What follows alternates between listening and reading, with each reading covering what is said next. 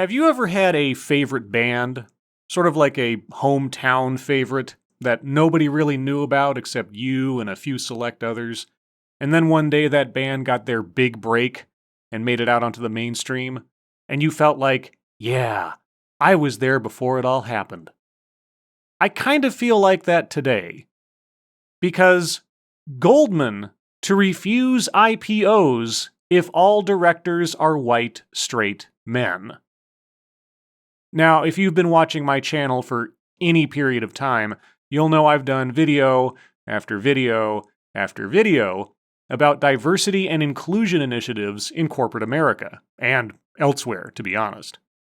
You'll also know that the same arguments keep coming up over and over and over again from me about the risks that are intrinsic to initiating diversity and inclusion programs in corporate America and elsewhere. But this is sort of like the big kahuna.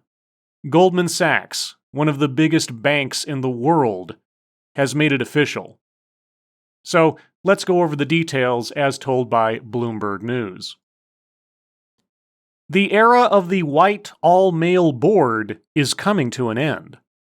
Goldman Sachs Group Incorporated Chief Executive Officer David Solomon issued the latest ultimatum Thursday from Davos.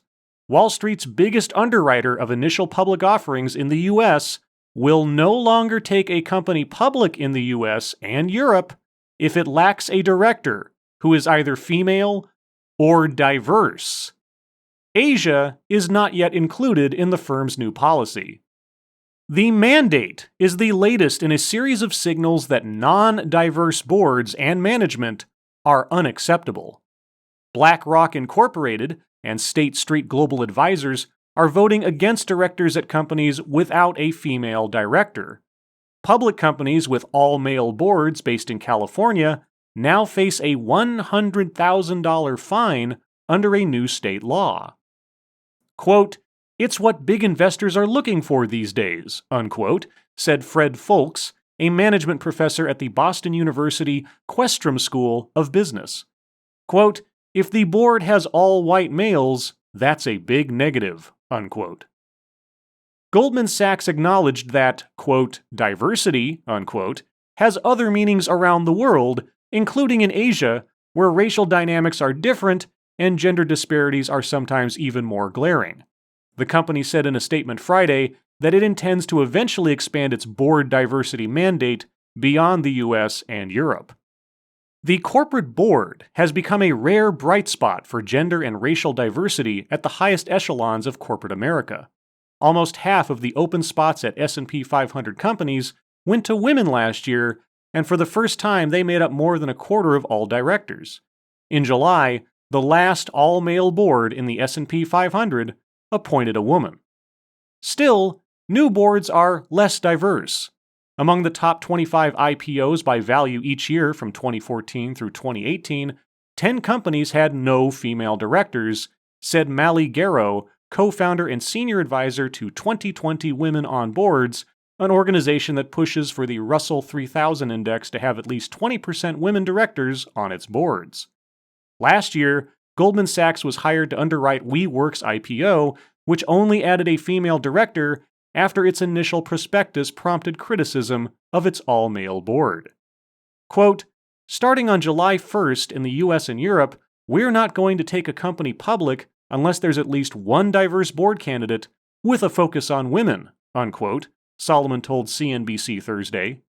He didn't mention Asia, which continues to lag behind other regions when it comes to board diversity.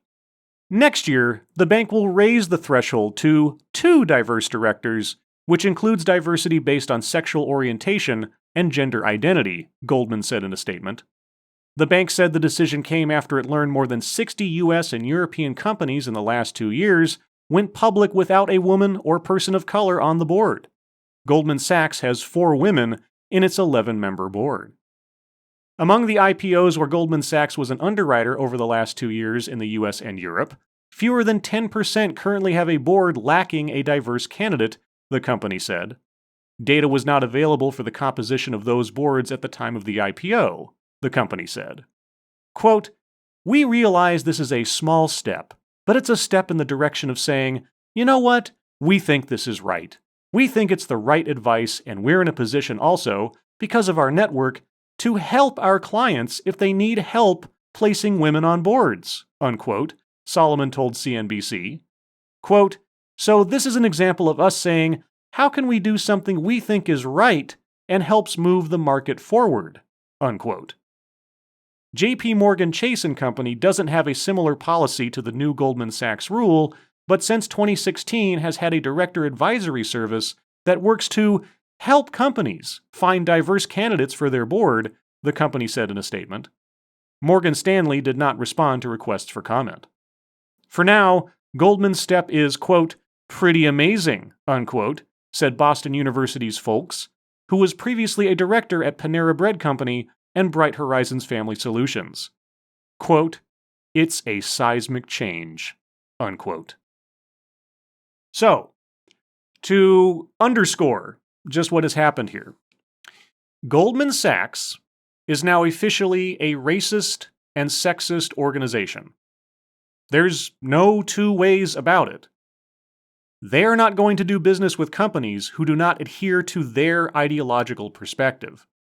Now, I tried to put my thoughts on this as succinctly as I could in my Twitter response to this story.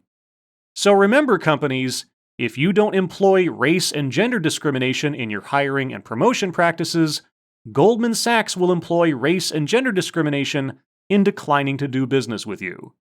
How very progressive.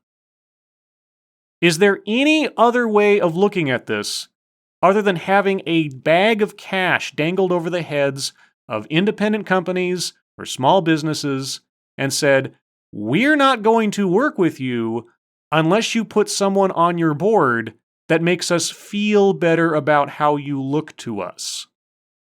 The requirement isn't that you put people on the board who are qualified, who bring something to the company, who create an advantage to the business. No, it's so long as your window dressing pleases our ideological eyes, then we'll consider doing business with you. We talked about this on Lords of the Night last night, and Satsu brought it up very clearly. How does this not avoid tokenism? How does this not make quotas part and parcel with a board of directors? And the point that I have brought up over and over and over again, if you initiate a program that places people into positions of authority based on their demographic, based on their gender, on their race, or, as well in this case, their orientation, and I am very curious to know how Goldman Sachs is going to ensure that anybody on the board who says they are not straight are actually not straight, short of witnessing them in a sexual act, but I digress. All that does is place a giant question mark of doubt over the head of anyone who fits into those demographics who just happens to end up in a position of authority. Because it is not illegitimate to wonder, are they only there because they're a woman, because they're not white, because they're not straight, because they're whatever the moral requirement is of the bank that they're dealing with? Corporations are not human beings. Psychological profiles have been done on corporations as if they were an individual person. Corporations are psychopaths. They have only one goal: profit, profit, and profit. And for the most part, most corporations, as entities, will do anything they can to increase their profit margin.